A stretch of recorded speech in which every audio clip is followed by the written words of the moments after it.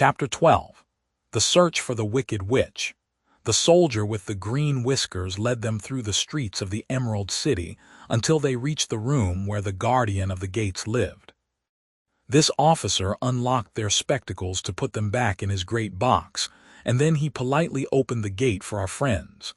"Which road leads to the Wicked Witch of the West?" asked Dorothy. "There is no road," answered the guardian of the gates. "No one ever wishes to go that way." "How then are we to find her?" inquired the girl. "That will be easy," replied the man, "for when she knows you are in the country of the Winkies she will find you and make you all her slaves." "Perhaps not," said the Scarecrow, "for we mean to destroy her." "Oh, that is different," said the guardian of the gates. "No one has ever destroyed her before, so I naturally thought she would make slaves of you, as she has of the rest.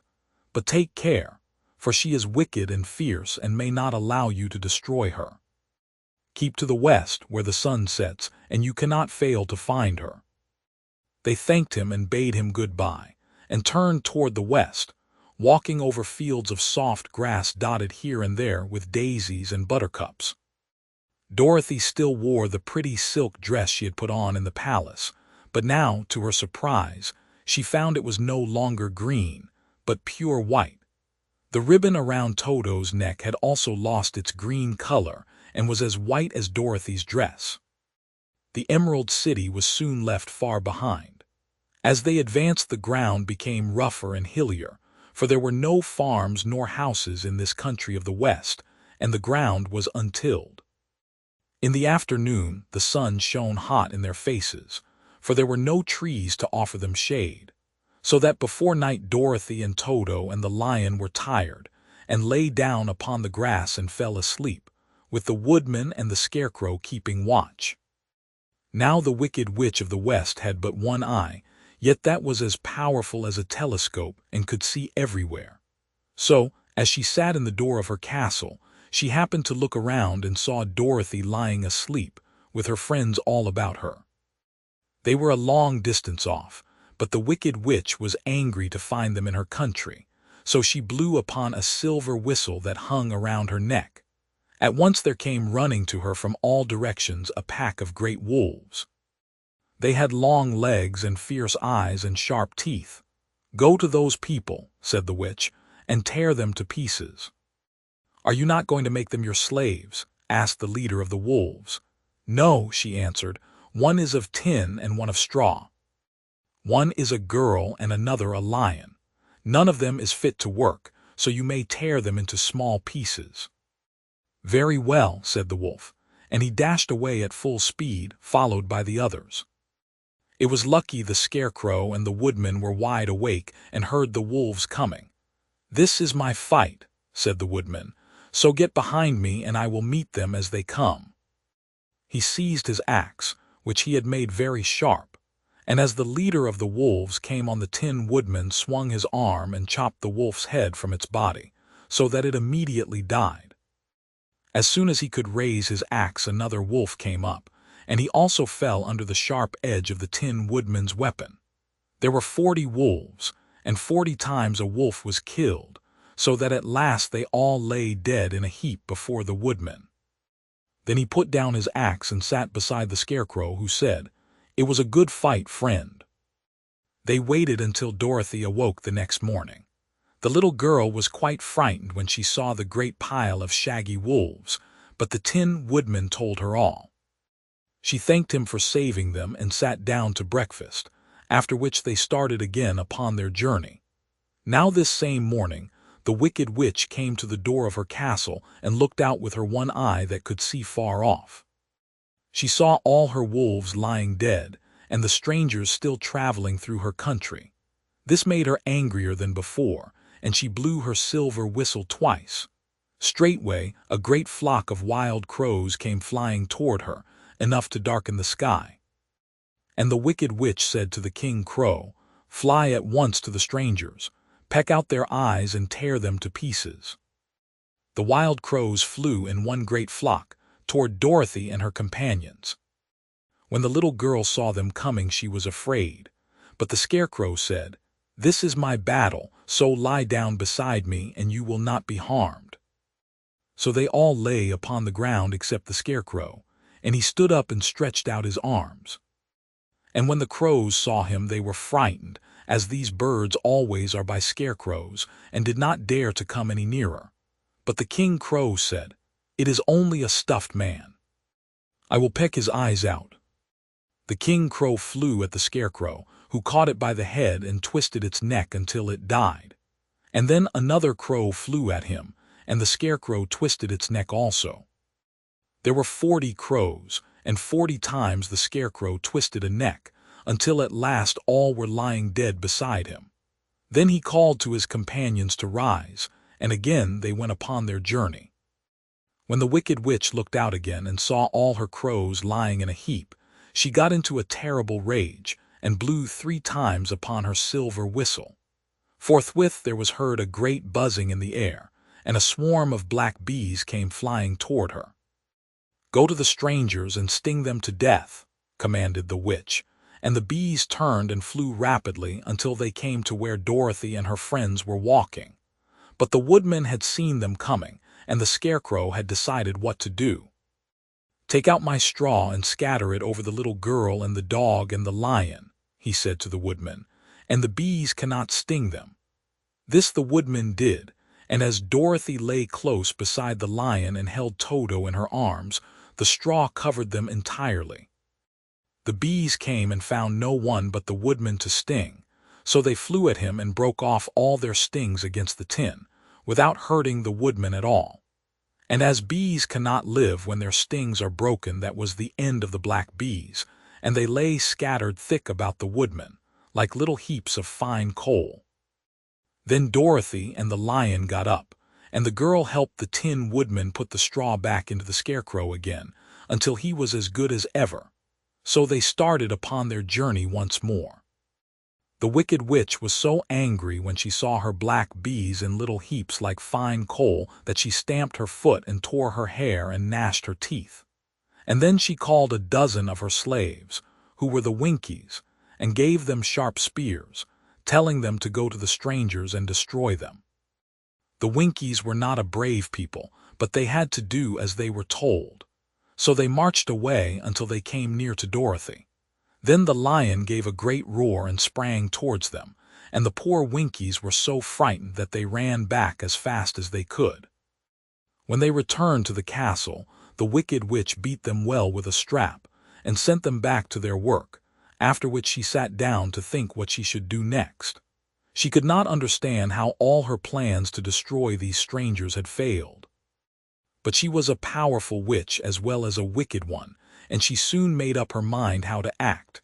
There was in her cupboard a golden cap with a circle of diamonds and rubies running round it.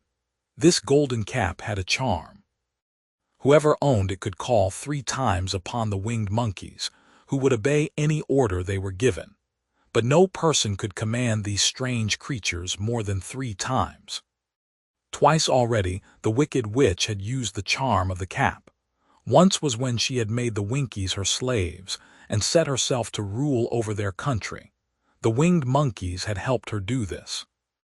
The second time was when she had fought against the great Oz himself and driven him out of the land of the West. The winged monkeys had also helped her in doing this. Only once more could she use this golden cap, for which reason she did not like to do so until all her other powers were exhausted. But now that her fierce wolves and her wild crows and her stinging bees were gone, and her slaves had been scared away by the cowardly lion, she saw there was only one way left to destroy Dorothy and her friends. So the Wicked Witch took the golden cap from her cupboard and placed it upon her head. Then she stood upon her left foot and said slowly, "Epi, pepi, kaki." Next she stood upon her right foot and said, "Hello, hallo, hello." After this she stood upon both feet and cried in a loud voice, "Ziz-zai, zuz-zai, zik." Now the charm began to work. The sky was darkened, and a low rumbling sound was heard in the air.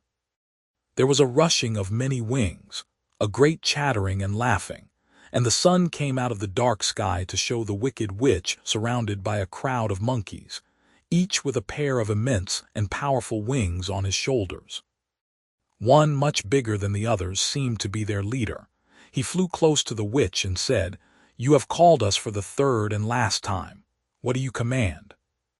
"Go to the strangers who are within my land and destroy them all except the lion," said the wicked witch.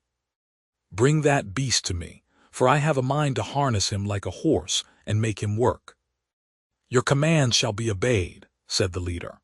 Then, with a great deal of chattering and noise, the winged monkeys flew away to the place where Dorothy and her friends were walking. Some of the monkeys seized the Tin Woodman and carried him through the air until they were over a country thickly covered with sharp rocks.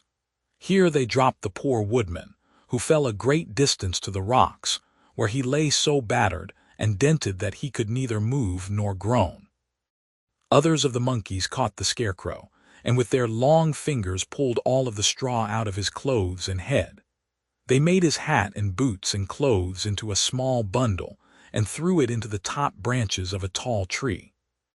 The remaining monkeys threw pieces of stout rope around the lion and wound many coils about his body and head and legs, until he was unable to bite or scratch or struggle in any way. Then they lifted him up and flew away with him to the witch's castle, where he was placed in a small yard with a high iron fence around it, so that he could not escape. But Dorothy they did not harm at all. She stood with Toto in her arms, watching the sad fate of her comrades and thinking it would soon be her turn. The leader of the winged monkeys flew up to her, his long, hairy arms stretched out and his ugly face grinning terribly. But he saw the mark of the good witch's kiss upon her forehead and stopped short, motioning the others not to touch her. "We dare not harm this little girl," he said to them, "for she is protected by the power of good, and that is greater than the power of evil. All we can do is to carry her to the castle of the wicked witch and leave her there."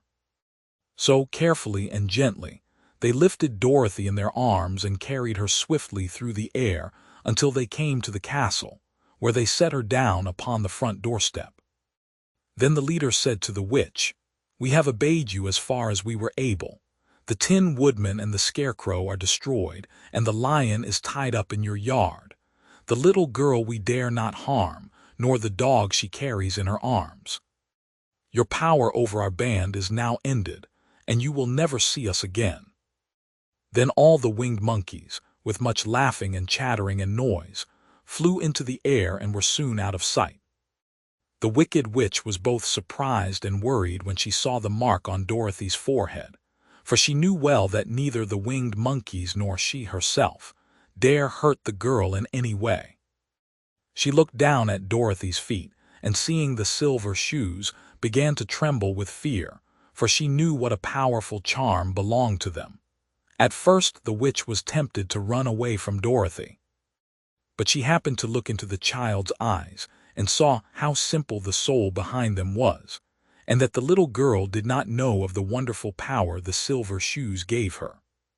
So the wicked witch laughed to herself and thought, "I can still make her my slave, for she does not know how to use her power." Then she said to Dorothy, harshly and severely, "Come with me, and see that you mind everything I tell you, for if you do not I will make an end of you, as I did of the Tin Woodman and the Scarecrow." Dorothy followed her through many of the beautiful rooms in her castle until they came to the kitchen, where the witch bade her clean the pots and kettles and sweep the floor and keep the fire fed with wood. Dorothy went to work meekly, with her mind made up to work as hard as she could, for she was glad the wicked witch had decided not to kill her. With Dorothy hard at work, the witch thought she would go into the courtyard and harness the cowardly lion like a horse. It would amuse her, she was sure, to make him draw her chariot whenever she wished to go to drive. But as she opened the gate, the lion gave a loud roar and bounded at her so fiercely that the witch was afraid, and ran out and shut the gate again.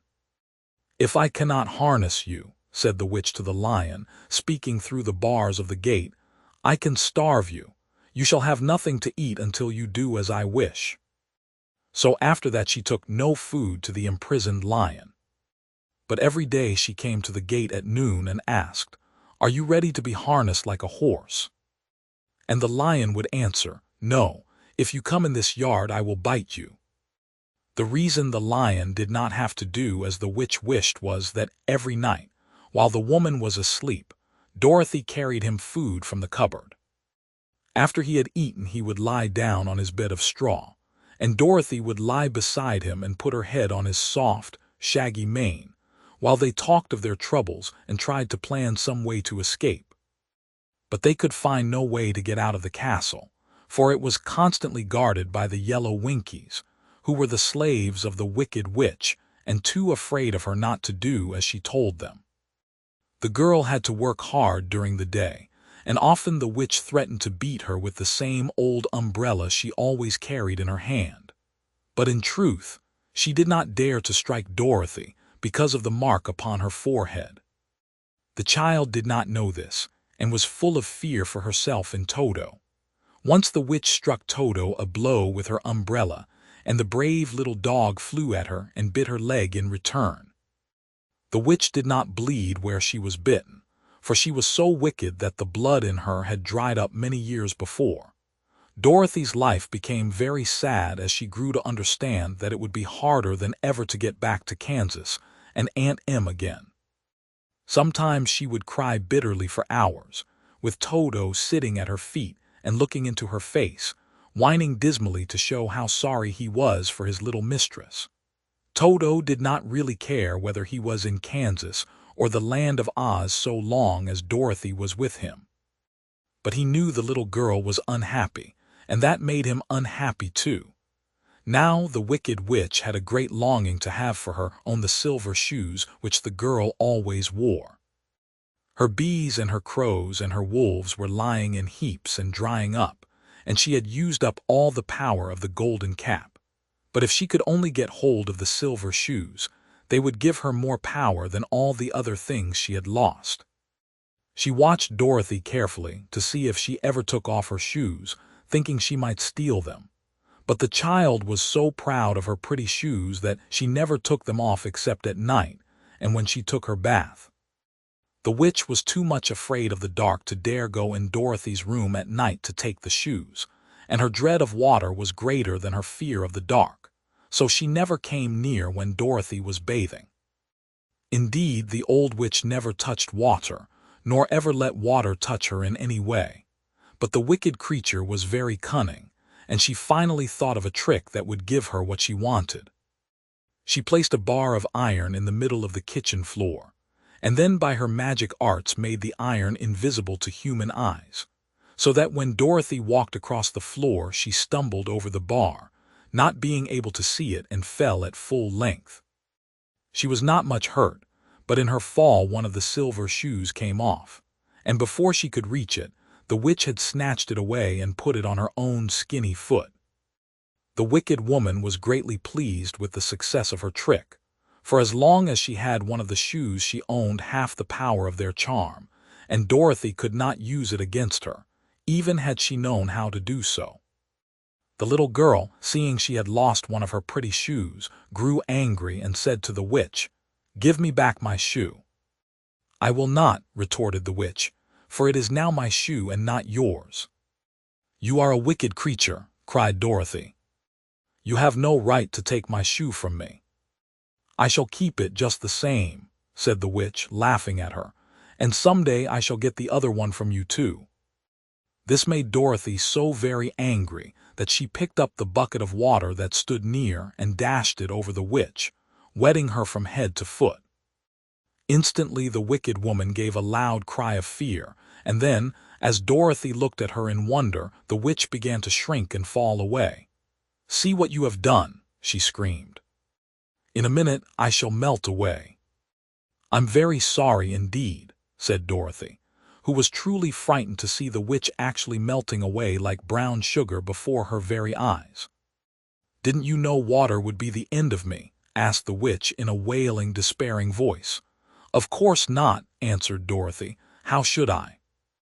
"Well, in a few minutes I shall be all melted, and you will have the castle to yourself." I have been wicked in my day, but I never thought a little girl like you would ever be able to melt me and end my wicked deeds. Look out, here I go." With these words, the witch fell down in a brown, melted, shapeless mass, and began to spread over the clean boards of the kitchen floor. Seeing that she had really melted away to nothing, Dorothy drew another bucket of water and threw it over the mess. She then swept it all out the door. After picking out the silver shoe, which was all that was left of the old woman, she cleaned and dried it with a cloth and put it on her foot again. Then, being at last free to do as she chose, she ran out to the courtyard to tell the lion that the wicked witch of the West had come to an end, and that they were no longer prisoners in a strange land.